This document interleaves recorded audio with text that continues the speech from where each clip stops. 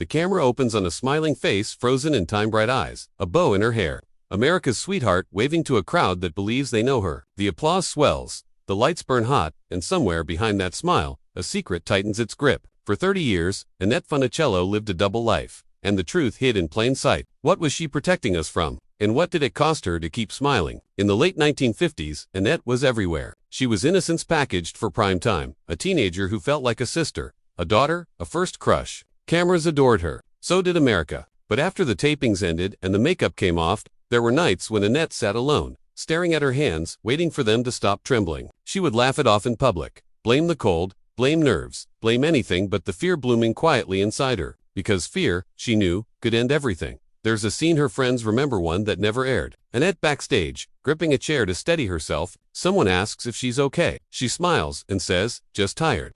The lie is gentle, practiced. She had learned early that the price of love, in Hollywood, was silence. And Annette paid it willingly. The 1960s rolled in like a wave. Beach movies, sunlit romance, a carefree image etched into pop culture. On screen, she ran barefoot through sand, laughter carried on the breeze. Off screen, her legs sometimes felt like they didn't belong to her. She began mapping her days around what her body might allow. Which shoes could she wear? How long could she stand? Would today be a good day or a bad one? She didn't know yet what was happening, only that something was wrong. Doctors' offices became quiet confessional booths. Tests, questions, uncertainty. Annette listened, nodded, asked smart questions, and then went back to work. Because the show had to go on. Because she had a family to protect, a career built on optimism, and an audience that needed her to be exactly who they believed she was. What happens when the world loves an image more than a person? The diagnosis came later, heavy and unforgiving. Multiple sclerosis, a disease that doesn't announce itself loudly, but whispers, waits,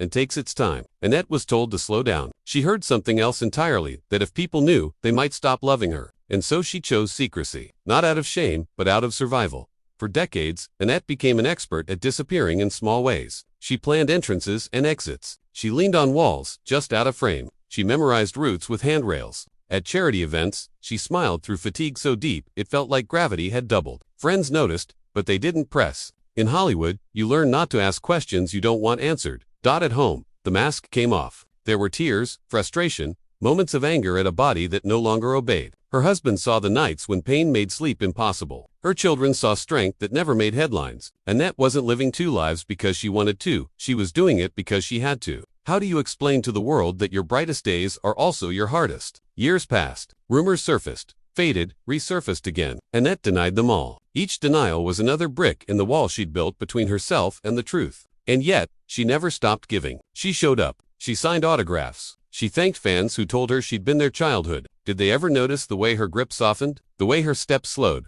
Then, finally, the silence broke. Annette spoke openly about her illness, not as a confession, but as an act of generosity. She didn't dramatize it. She didn't ask for pity. She asked for understanding. And in that moment, the double life collapsed into one brave, honest story. The same woman who had taught a generation how to smile now taught them how to endure. Looking back, the clues were always there, hidden in plain sight. The pauses, the careful choreography, the courage it took to keep going when stopping would have been easier. What other stories do we miss because the performance is too perfect? How many people around us are carrying quiet battles behind bright smiles? Annette Funicello didn't just entertain America, she protected it from worry, from discomfort, from a truth she thought would disappoint. But the real legacy isn't the illusion she maintained. It's the strength she revealed when she finally let us see the whole picture. And maybe that's the mystery. Worth sitting with. If she had told us sooner, would anything have changed? Or did we need to believe in the smile before we could understand the woman behind it?